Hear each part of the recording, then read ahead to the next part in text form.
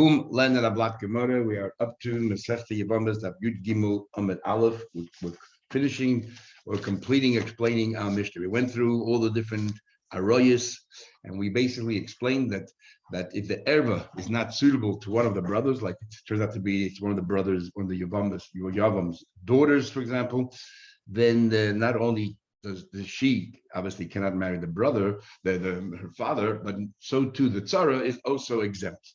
Not only when we say exempt, therefore kicks in the issur of being your brother's wife, and she is forbidden to marry or anything with them. So the Mishnah then continues 4 lines of that. Kate said, pointed to saying the Mishnah says that not only are they not involved in the mitzvah yibum, if Reuven dies and his wife happens to be Shimon's daughter or Shimon's mother, but also the co-wife is exempt. Says the Gemara, Menon, immediately, how do you know that? The Amakroch, it says the pasuk litzroy. We already had this before. It says in the pasuk litzroy. That why that you shouldn't take a wife and her sister litzroy. So litzroy also could have said lotzor because they're going to compete with each other, rivals, be rivalry. But litzroy adds more, adds a co-wife as well. The Torah includes many tzaras. Rav Ashi says that what do you call it? Rav Ashi says svorihi. In other words, litzroy is not only coming to tell you that Gemara Ravashi says Savoru. It makes sense. What do you make sense? We're learning now that not only is the tzara forbidden, but the Mishnah says that the co-wife. In other words, if Reuven died, there were 5 brothers, and she was a co-wife of let's say Shimon's daughter. So obviously Shimon's not involved. And then if she married, let's say Levi, and Levi had another wife there, so it's like 2 steps away from Shimon's daughter. Then and then Levi dies, that co-wife also is forbidden. It continues going on. It says litzroyer, it means many tzaras. There's no end to as every brother's if the co-wife continues getting married to another brother, the co-wife, they're all fall under the same banner. Rav says svori. It's actually a svara that a tzara or tzara should be the same thing. And what is that? My time. What's the reason I see what's the tzara? My time I say why is the tzara herself also the b'mokum erva kaima, because she has a connection to a woman who was an erva, and therefore the tzara, the co-wife, is also included in that issur. So tzara nami mokum erva kaima. So it also is connected. So therefore, it doesn't matter how many steps in between. Since they're all connected, there's no mitzvah yibum. Fine, and there's no mitzvah yibum, then kicks in the issur of being your brother's wife. Okay, 8 lines to the top. Kate said, how does it work? The Mishnah says that if, let's say, Reuven was married to Shimon's daughter plus to another woman, but if Shimon's daughter dies before Reuven died, so but when the Reuven died, the co-wife didn't have an erva there was no, then that co-wife has a mitzvah yibum. Kate said, so it sounds like afilu konas of the sounds like that even though Shimon's daughter and the co-wife lived in parallel, they lived together for a while, doesn't matter. The key focus is the moment that Reuven died. If the erva wasn't there, then the co-wife has a mitzvah yibum. That's what it seems from our Mishnah. I'll ask you clearly from another place. It seems just the opposite. Ramino has a question. We learned Gibelachim. There were 3 brothers. Reuben and Shimon married to 2 sisters, Rachel and Leah. The the 3rd brother, Levi, was married to an unrelated girl. Let's say Reuben divorced his wife. So therefore, there's no longer 2 sisters married to 2 brothers, because one sister was divorced. The one from Reuben was divorced. And then Levi died. So Levi's wife then was married by Reuben. It comes from a goddess. So Reuben married Levi's wife. So now Reuben is married to Levi's wife, and the other wife, who was a sister of Shimon's wife, is no longer there. He's the mate, and then Reuben dies. Zui Shamra. This is the example that we say. If Reuben dies in his garsho divorced the woman before he died. So the same with the co-wife permitted. Sounds from here. Why is a co-wife permitted? Why is Levi's wife, who now is married to Reuben, is allowed to marry Shimon? Because there was no time that Levi's wife and Reuben's original wife, who was a sister of Shimon's wife, were living together. So that's the reason why that this co-wife has no connection at all to that erva, and she can marry Shimon. Sounds from here. Time the Giddush, Reuben divorced her, and then he married this other woman. So there were no overlaps. What happens? It sounds from here. If Reuben would have married Levi's wife, so there was a period, a few months, whatever it was, where this co-wife lived together with the sister, with the erva. Then, and then Reuben divorced her, and then Reuben died. It sounds to me like then that woman is still considered a co-wife at Tzoras erva, and you can't. No, we don't look at the time to die. We look at it and we say, if they live together, she's already considered Tzoras erva, which is different than our Mishnah. Omar Rabbi Aviva said, Tavra, you are right. This is a good question. Mi sheshanazu loy shanazu. The one who learned this Mishnah is not learned this Mishnah. There's an argument here. And what's the svar of the argument? Hi, the question is as follows, where Rabbi Aviva learns it. When you have a case of an ear, a yodish, there's two ways of understanding how a yodish works. One way of understanding is as soon as the parent, the father, mother passes away, that's when they're the yorishim. It only takes place after they pass away. And that's the Yiddish. The other look at it, as soon as they were born, they were Yiddish already. Just we didn't know what they'll yashin, we didn't know what the parents will leave behind when they pass away, and so on. But they already have a din of a Yiddish from the moment they were born. Same thing by Yibum. When does Yibum start? Does Yibum start only after Reuben passed away? Or as soon as Reuben married this woman, there's a potential Yibum for this woman with his brothers if he dies childless. And that's the argument with these two missions. It goes as follows.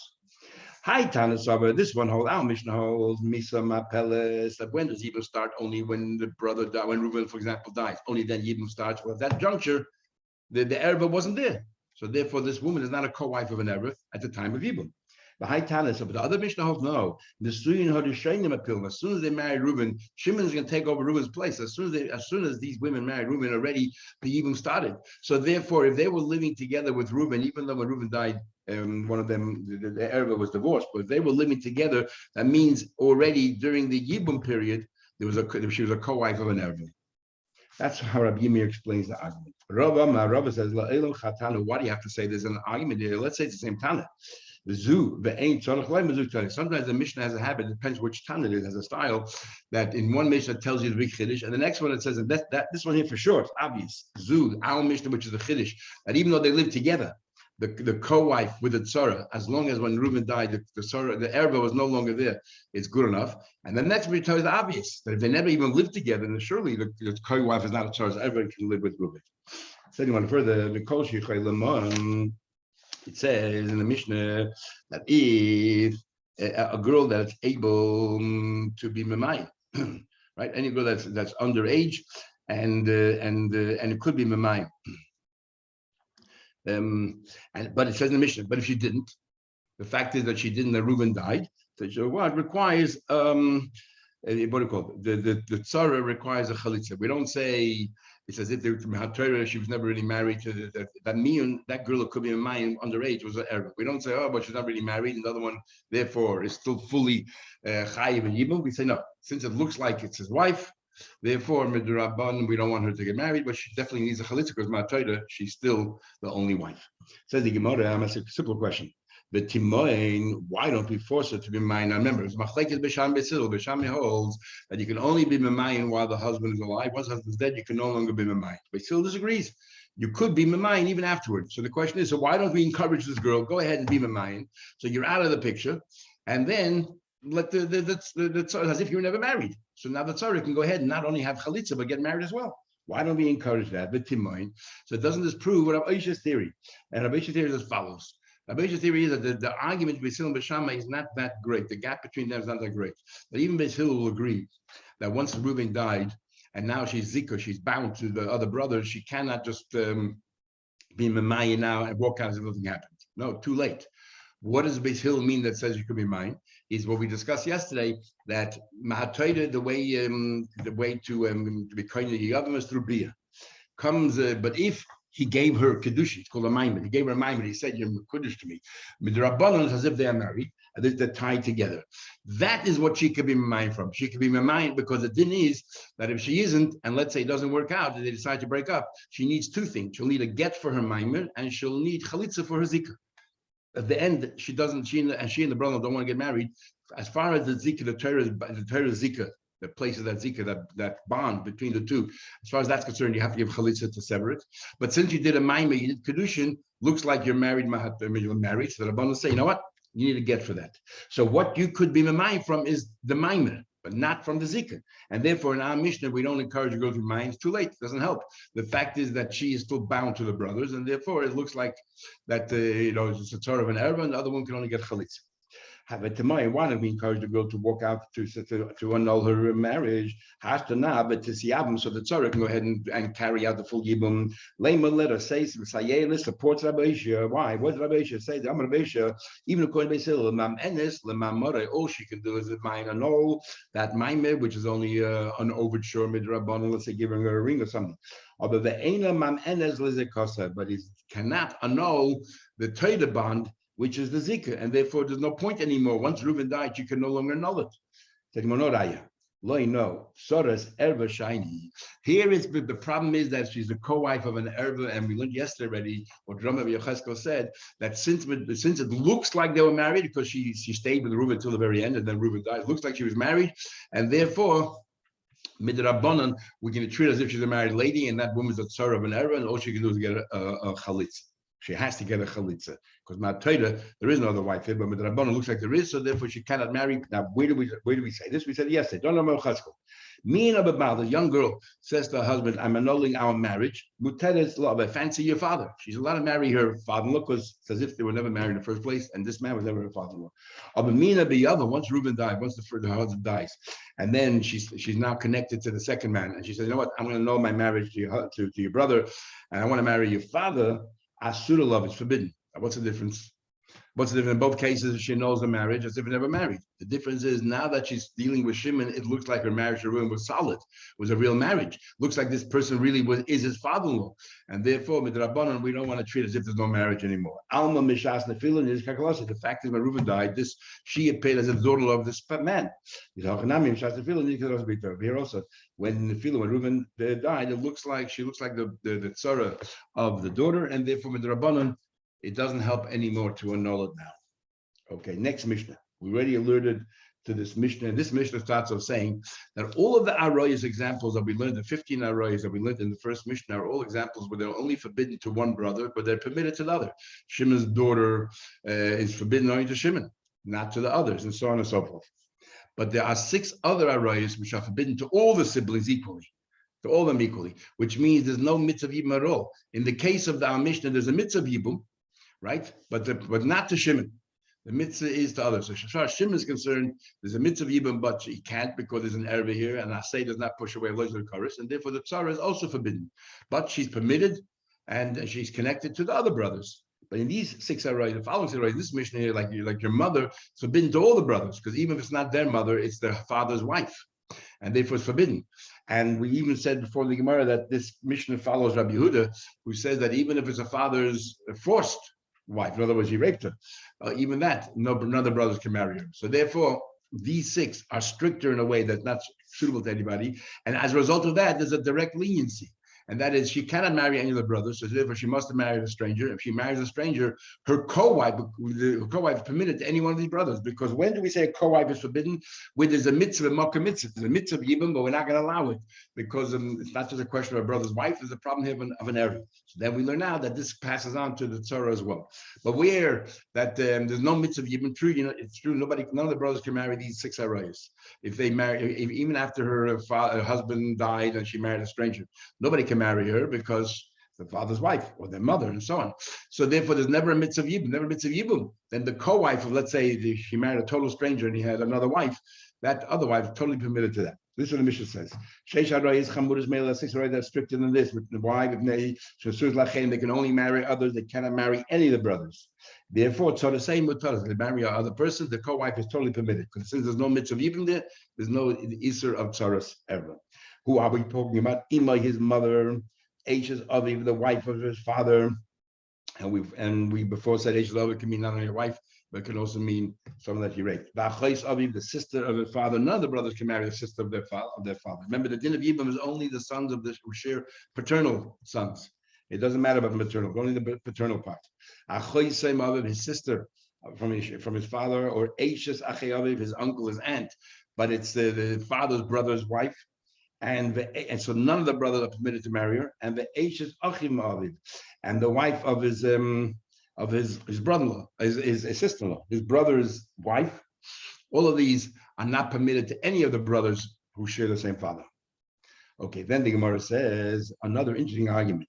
Beis Shammai doesn't believe in the whole concept of tzaras. In a normal case, let's say Shimon's daughter married to Reuben, and then Reuben dies. Shimon cannot marry his daughter, obviously, but the mitzvah of Yibam still exists for the co-wife. He doesn't believe in this drush of litzroy and extends to the co-wives. So Beis Shammai matidin hatzaras lach. Beis Shammai permits the tzaras to the brothers. And Beis Hillel oisim. Everything we look till now was a Beis Hillel who says that a tzara is forbidden. So let the Mishnah continues, and Gemara will say these are obvious. Cholzu Beis Shammai. So according to Beis Shammai, since the co-wife has the mitzvah of Yibum, the co-wife of his daughter has the mitzvah of Yibum, so therefore either she gets married to one of the brothers or she receives a chalitza. And even to the brother that the father of the girl, even the father of the girl can give her chalitza or marry her because he doesn't believe in the issue of co-wives.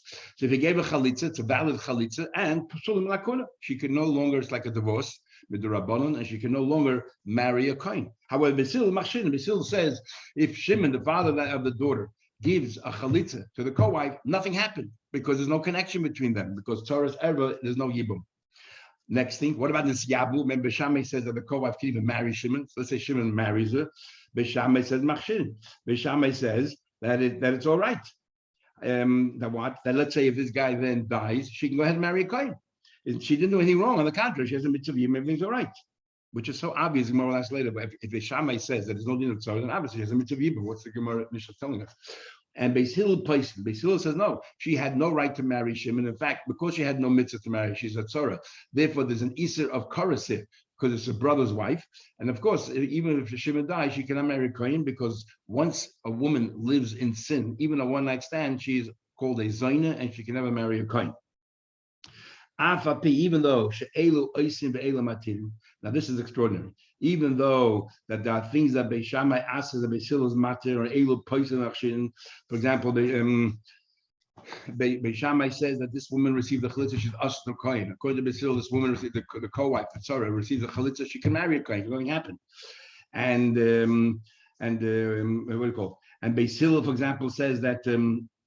According to Beis Shammai, she can marry the Yavam, and then the Yavam dies. She's a kosher woman. According to Beis Hillel, if she marries the Shimon, she is a zoyna.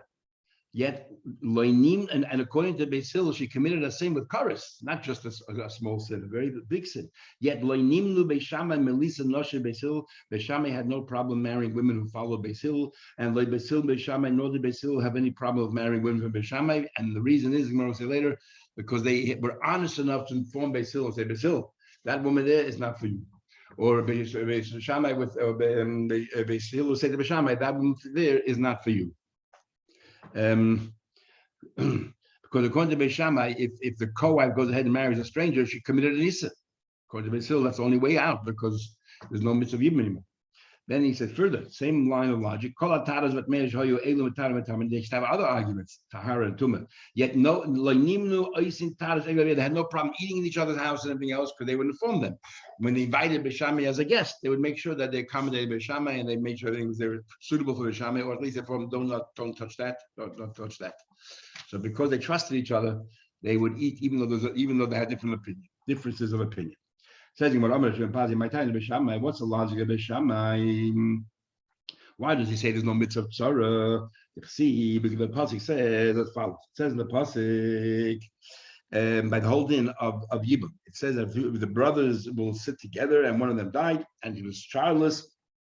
So the pasuk says, "Loi tia eishes hameis." We don't want that. Let's say Reuben, the brother, died.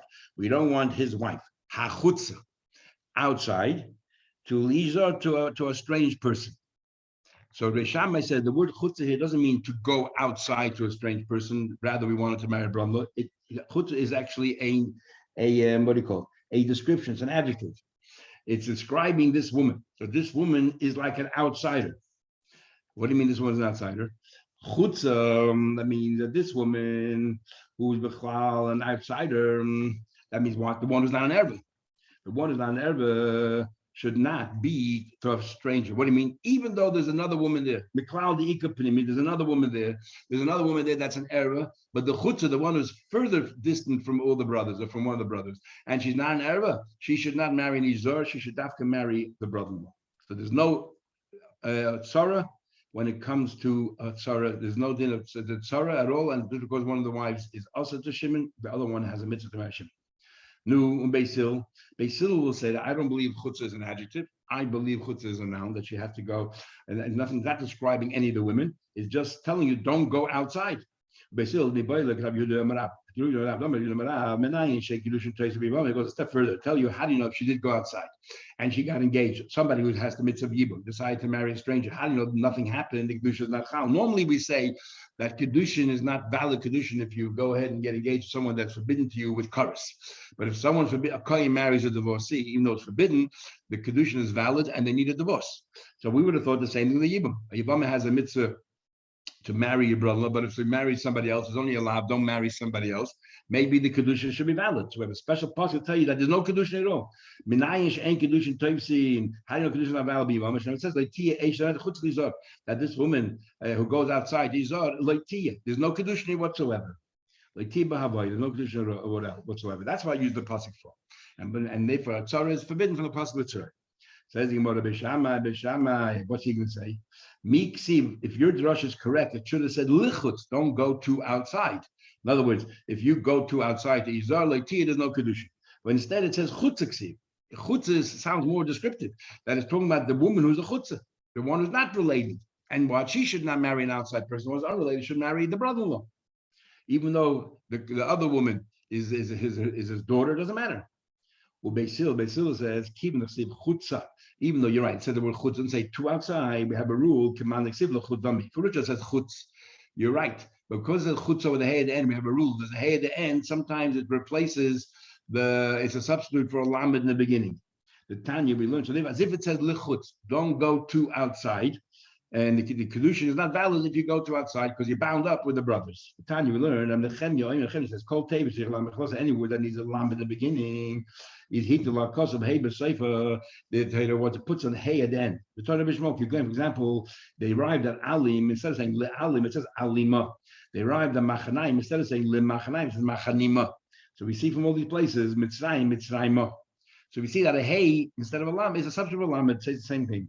Baltima, Yerushalima, Midbar, all the same. Ubei Shammai, so according to Shammai, he used the word chutzah to use as an adjective to describe the woman, that she's an outsider, one's unrelated, she should not marry outside of the family, but she'd have to marry the family because I don't believe in tzaras erba. How does he know this din that if she does go outside that the kedusha is not valid? With Shammai, the Rabbeinu Merab Benolu, how does he know? So it says Mili Ish Zar Nafka. He learns out from the word Ish Zar.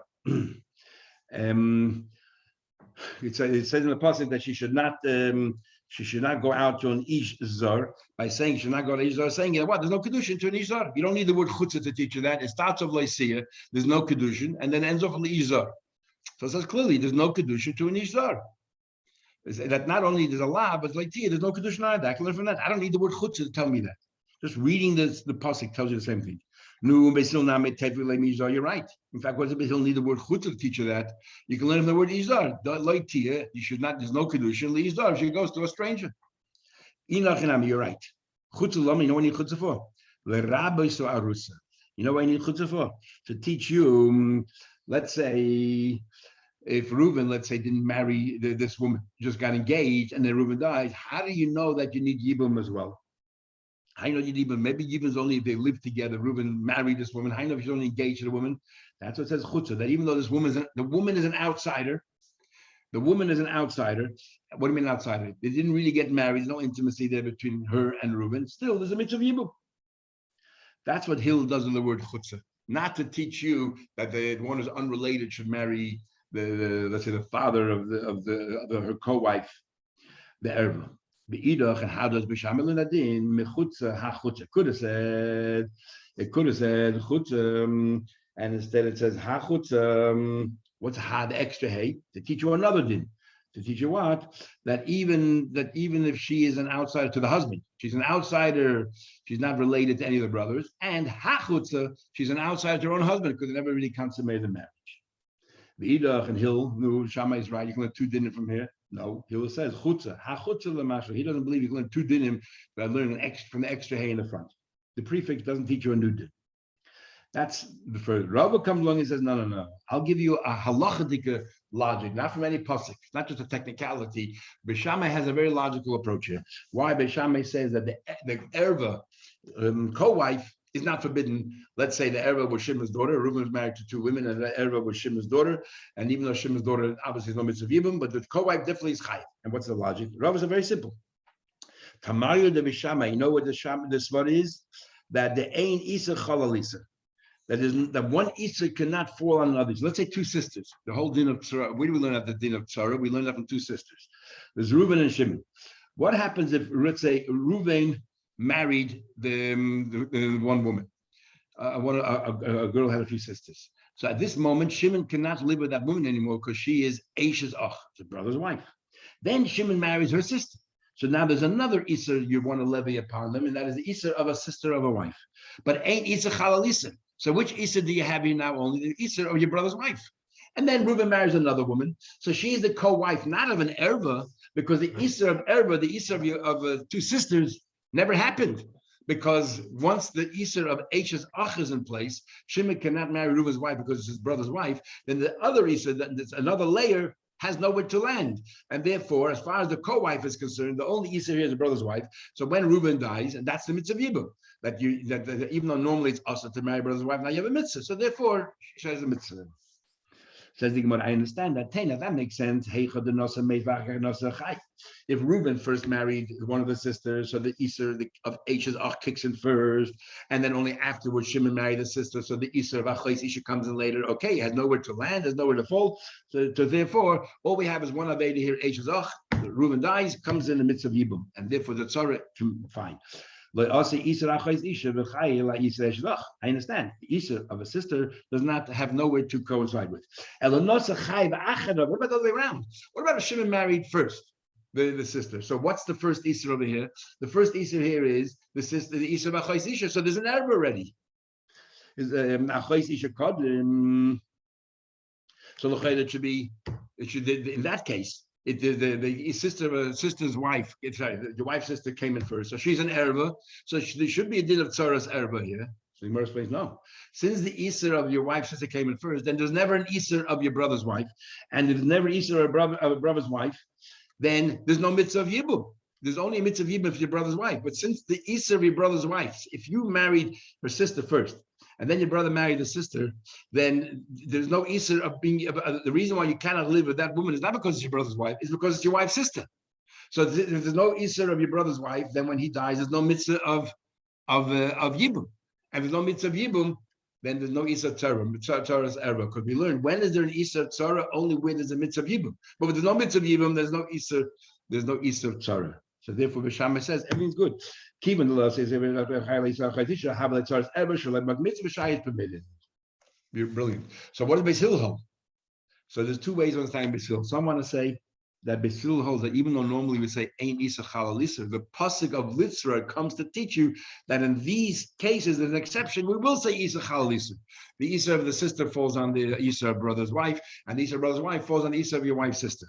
That's one way of learning. Another way of learning is that, let's say it's your wife's sister, and then now the brother marries her, so it's your brother's wife. That's called an Isser Meisif. And an Isser Meisif is Chal, according to most Tanai. What does it mean, Isser Meisif? Before, when you married one woman and the sister's forbidden to you, it's only forbidden to you, not to your brothers, only to you, because you were married to her sister, you now marry your wife's sister. When Reuven married her, a new Isser was added on, because as far as the other brothers are concerned, now they became Asa to live with this woman because it's their brother's wife. That's called an Isser Meisif. And since the Isser has where to fall regarding all the other brothers, it drags Shimon along as well. So therefore, Beis Hillel says that we do say Isser Chal Isser. Beis Shammai holds that even an Isser Meisif is not Chal, and Beis Hillel holds Isser Meisif is Chal, and that's why it's Chal. And regarding the other way, let's say he was H's Ach, and what about the Isser of a wife's sister? The way Beis Hillel holds is that the wife's sister, not that the Isser disappears, it's still floating in the air. And therefore, as soon as the brother died, and the Isser of brother's wife is no longer there, the Isser of Achais Isha coincides with that death. And therefore, it's considered it all happens at the same time, but it's considered Achais Isha. Anyway, let's continue.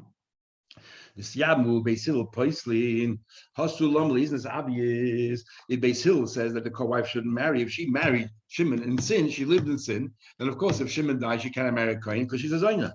Hasu Lomli, what he live for, says the mother. Sorry, skip the line. Beishamai Poislin, Beishamai passes.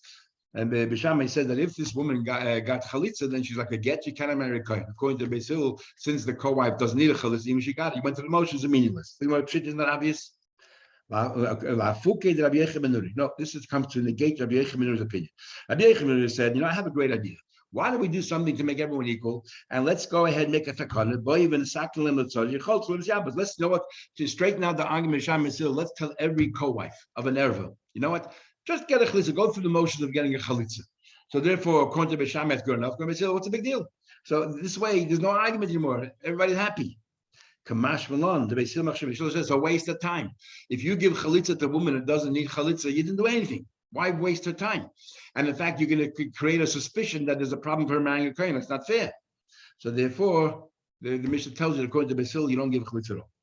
One further, this Yabmu Beisil Poislin Hasulam again. It follows according to Beishamai, she's allowed to get married to Shimon Zava. She did the right thing, and then Shimon dies, she can marry a kohen. According to Beisil, she has no right to it. It's niece of Karas now, and therefore, because she's the tzara of an erva, and if she marries Shimon, she lived in sin. She cannot live the kohen. Is that obvious? You're right. I did ton of chalitza, ton of ziyah. Because we learn what happens if there's chalitza, so we also learn what happens if let's say she went ahead and got married.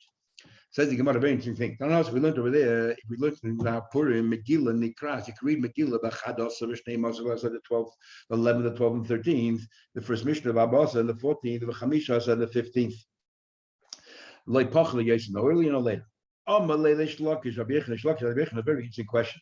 Ikre Khan, why don't we use over here the pasuk of late tis do? It says in pasuk that you shouldn't do gedida, and gedida we have that we learned two things. Obviously, we learned two things. We learned from there that you're not allowed for a mace mourning. You're not allowed to make make incisions in yourself as a sign of mourning, and also it's going to be don't have groups. Don't have different groups behaving differently. Don't have different groups. Don't make agudas.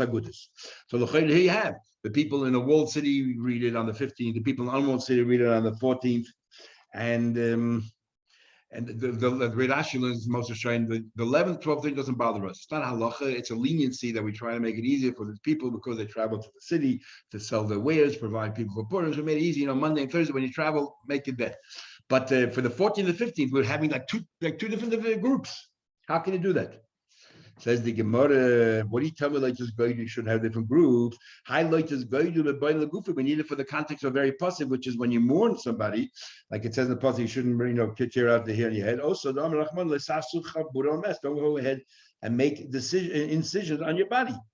So so he said back, Im Kain, if it's only coming to teach you incisions, don't cut yourself up. Don't cut yourself up. Gedid is cutting. What's the tis guy to do? My tis guy to do. What kind of word is light tis guy to do? What kind of word with a double suf? It's come to teach you. You don't have different groups. Says you want to know? Okay. Maybe that's it. Maybe the only thing I'll do is have different groups and conduct the Torah differently. How do you know it has anything to do with cutting up at all?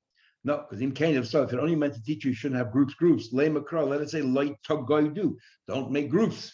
What's this going to do? Two dinner from there. Don't have agudas, and so on. So this is a very Shlakish question. I mean, that was a sidetracking. Why is it that you're allowed to read the Megillah different days? Two different dinim. So he says here, Amalei, so Rabbi Yechon answers him back. Ad kan lo yishaniz. I don't say, didn't you learn Pesach Pesachim before you learn your Bamas? You learn Pesachim. That's in Mayid. And didn't we learn the same thing there? So why don't you ask over there? It says there, if the meaning is that you can work at a Pesach till noontime, fine. And if the meaning is not to work at a Pesach, then don't do it. So how can you ask over there? How can you have two different tables? Shlokish answer the back. I'm talking about an Isser. The Torah and the Chacham said that the people in Open City must read the 14th, and if they want to read the 15th, says Lo Yaver. They don't have a choice. And the people in the walled cities must read the 15th. They can't read early or later. They don't have a choice either. So therefore, and Rashi uses the words V'damya l'shtei Torahs. It's very important. We'll come back to it later. It looks like you have two sets of laws, two different Torahs, and others try to add two different gods.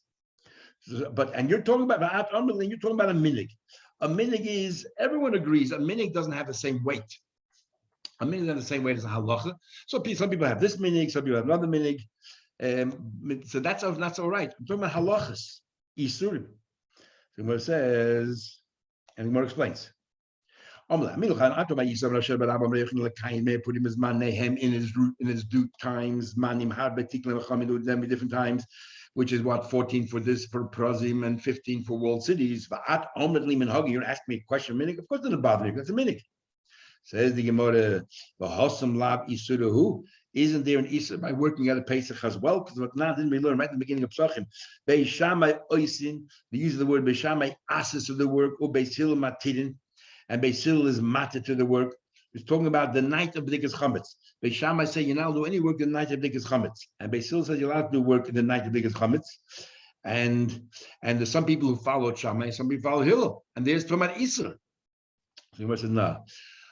He said to him, Hassam, it doesn't look like two Torahs. A person not working, you automatically conclude because he's not allowed to work, or you conclude he has no work to do, he has no job to do at that night. If somebody sees him that he's not doing any work, they won't say, oh, it's two different Torahs. They'll say the person doesn't have any work. Right? It doesn't prove anything. But over here, these people are reading Megillah on one day, and these people are reading Megillah another day. It looks like two different Torahs. Says the Gemara, what is it? He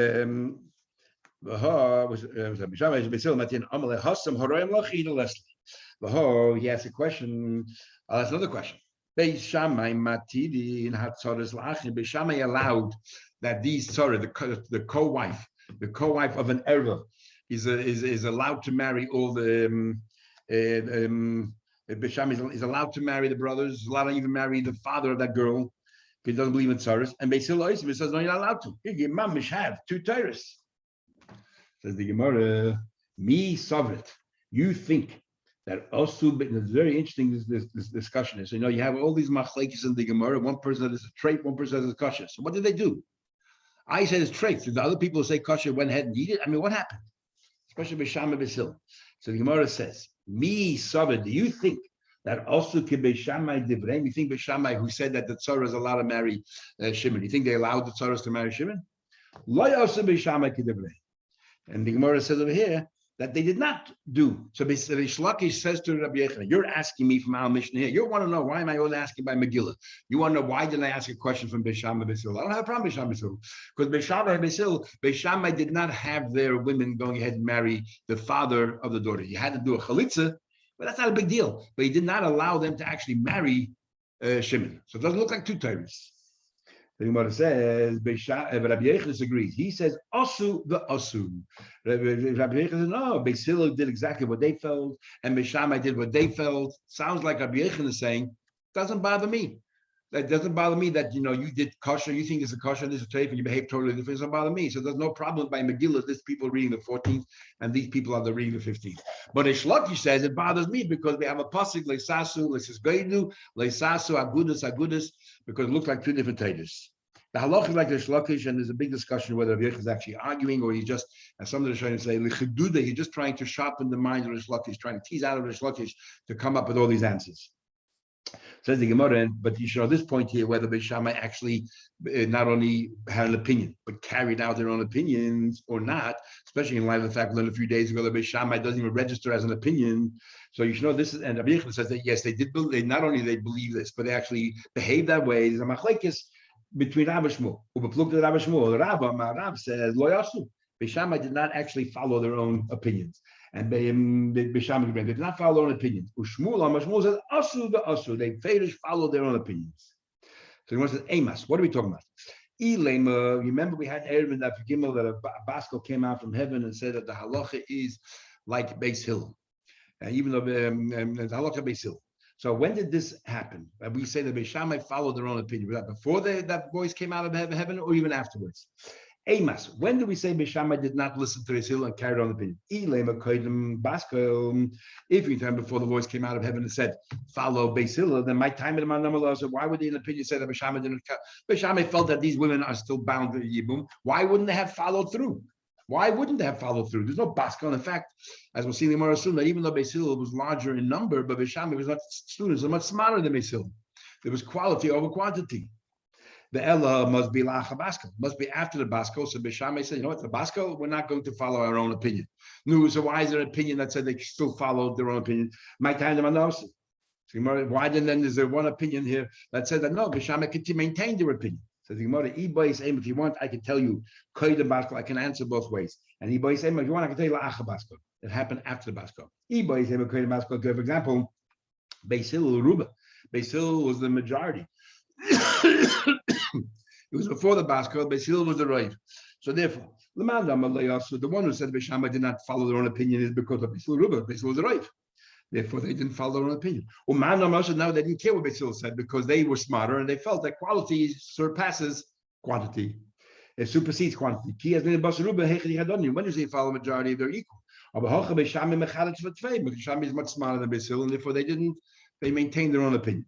That's one way of understanding their argument. Or you want I can tell you, it happened after the voice of heaven. So also why Beishamai didn't continue their opinion, because there was a Basko that said a voice rang out of heaven, that the halacha like Basil. Fair enough. No, a Basko came out. But also the one that said that they continued, they maintained their own opinion. How can it be a voice came out of heaven and said you have to follow Basil?